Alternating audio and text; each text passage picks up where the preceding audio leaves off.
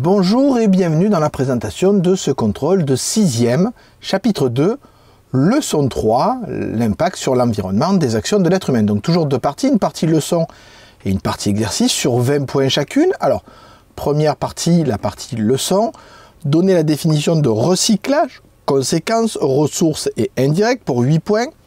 Citer 3 actions que les individus peuvent faire pour diminuer leur impact négatif sur l'environnement. 3 points. Ça peut bien évidemment correspondre à ce que vous avez fait comme recherche pour la vidéo qui était à produire de votre part. Question 3. Indiquer si on peut arrêter totalement la pollution. 4 points. Tout est dans votre cours.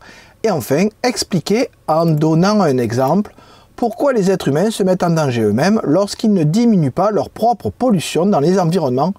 5 points. Ça aussi, c'est dans votre cours. Maintenant, la partie exercice sur 20 points avec 3 exercices. Alors, le premier, choisir ses vêtements pour moins polluer. Les vêtements que nous portons sont fabriqués à partir de tissus. Ces tissus sont eux-mêmes fabriqués à partir de fibres. Ces fibres peuvent être de 2 types. Les fibres naturelles, d'origine animale comme la laine ou végétale comme le coton ou le lin, et les fibres synthétiques, qui sont des plastiques acryliques ou polyester. Quand on lave ses vêtements dans une machine à laver, des fibres microplastiques plus ou moins nombreuses peuvent être rejetées dans l'environnement. C'est ce que représente le document 1. Le document 2 montre la source des microplastiques que l'on trouve dans les océans.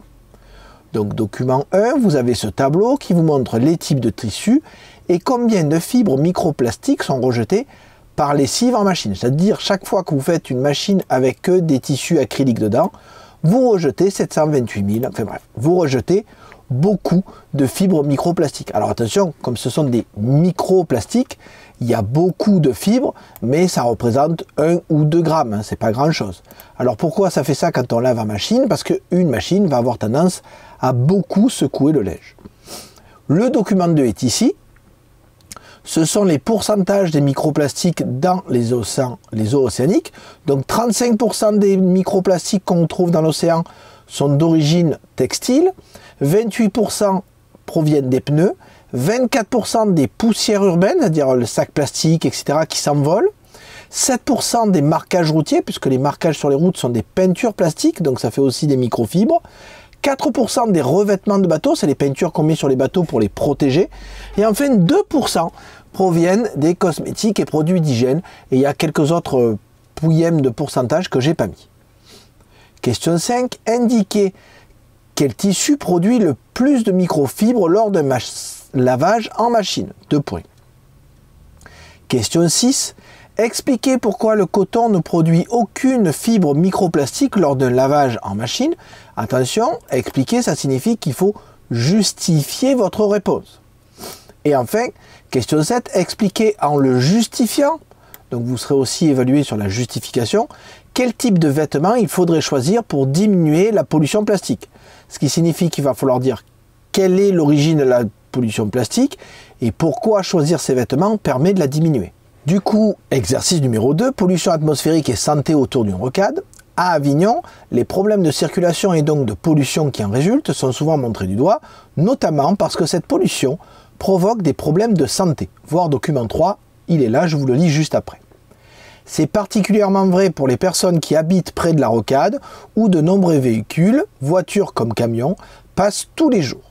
On peut d'ailleurs suivre la qualité de l'air sur un site dédié, https://atmosud.org. On peut y consulter des cartes qui montrent l'état de la pollution atmosphérique heure par heure ou par année, comme sur les documents 4 et 5. Les deux ici, je vous les montre juste après. Alors, document 3, les problèmes de santé liés à la pollution atmosphérique. Les polluants atmosphériques sont pour la plupart des particules qui flottent dans l'air. Ils ont 2 effets majeurs. Augmenter ou provoquer de l'asthme, cela semble anodin, l'asthme provoque 1500 décès par an et peut impacter fortement la vie des malades, arrêt maladie ou inflammation. Entrer dans le corps et provoquer des défaillances, alors défaillance ça veut dire que des problèmes, ils s'arrêtent, ils ne fonctionnent plus, des défaillances de certains organes, cerveau, cœur, voire certains cancers, 31 000 morts par an à cause de la pollution atmosphérique. Et vous avez ici les 2 cartes, donc ici la pollution atmosphérique à Avignon en 2013. Donc vous voyez les couleurs, plus c'est rouge, plus c'est pollué, bien évidemment. Et ici, la pollution atmosphérique à Avignon en 2022. Vous remarquez qu'on voit encore pas mal, d'accord, la rocade qui est ici, hein, ainsi que certaines voies de circulation. Et vous remarquez aussi que je ne vous ai pas montré les questions. Ça veut dire que pour cet exercice, vous découvrirez les questions le jour du contrôle. Donc faites attention de bien comprendre ces documents pour être sûr de pouvoir répondre à ces questions. Enfin, exercice 3, expliquez en faisant une méthode POEC à l'aide des documents 6 et 7 pourquoi les pesticides doivent être contrôlés, voire réduits au maximum pour 6 points.